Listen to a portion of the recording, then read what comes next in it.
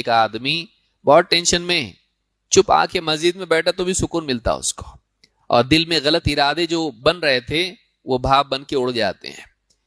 تو دینی مجالس کا جو ماحول ہے، ماحول کا بھی ایک اثر ہوتا ہے، صرف تقریر کا نہیں ہوتا ہے۔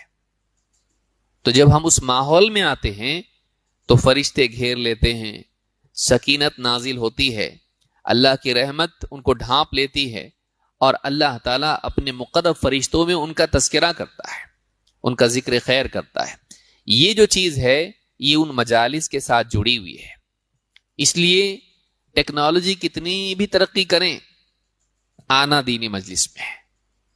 یہ نہیں کہ ہم لوگ پھر سب اپنے اپنے گھر میں، مولوی صاحب اپنے گھر میں، سب اپنے گھر میں، کورونا میں چل گیا ہو، اس کے بعد اس کا معمول نہیں بنانا چاہیے، بلکہ دینی مجالس مساجد کو معمور کرنا چاہیے۔ یہ میں اس لیے کہہ رہا ہوں کہ یہ آج کے دور میں چیز کم ہوتی جا رہی ہے، لوگ نہیں آ پاتے ہیں۔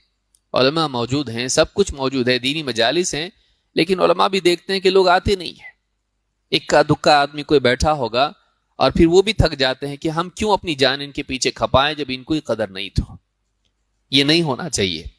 تو اللہ تعالیٰ سے توفیق مانگے، اللہ تعالیٰ ہم سب کو توفیق دے کہ ہم جہاں بھی کتاب و سنت کی بات ہوتی ہو، سلف کے منہج کے مطابق، جہاں بھی علماء کرام دینی مجالس میں لوگوں کو دین سکھاتے ہیں، تھوڑی تکلیف اٹھا کے وہاں پہنچنا۔ بعض اوقات عنوان ایسا ہوتا ہے کہ ہم کو سب معلوم،